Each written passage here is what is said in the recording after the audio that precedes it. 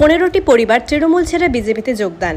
শনিবার দেওয়ানগঞ্জ গ্রাম পঞ্চায়েতের অধীন 158 নং বুথের 15টি পরিবার তৃণমূল ছেড়ে বিজেপিতে যোগদান করেন বলে বিজেপির নেতৃত্বরা দাবি করেন।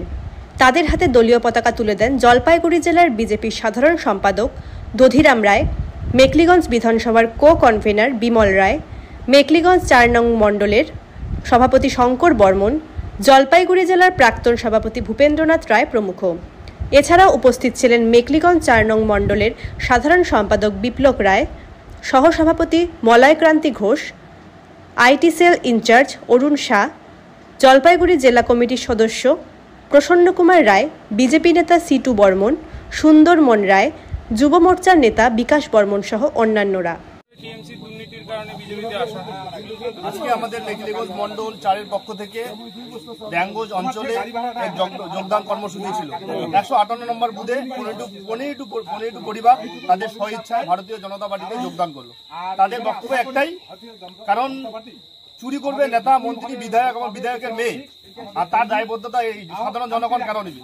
তাদের কথা এটাই।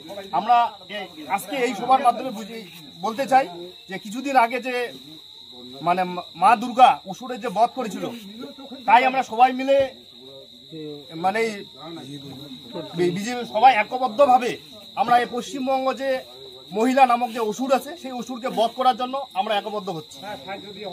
আজকে মেকলিগঞ্জ বিধানসভার দেওয়ানগঞ্জ অঞ্চলে 158 নম্বর বুথে তৃণমূল কংগ্রেস ছেড়ে প্রায় 15টা পরিবার এবং 15টা পরিবারের ভোটার সংখ্যা যদি আমরা হিসেব করি তাহলে প্রায় 60টার মতো ভোট তারা ভারতীয় জনতা পার্টিতে যোগদান করলেন।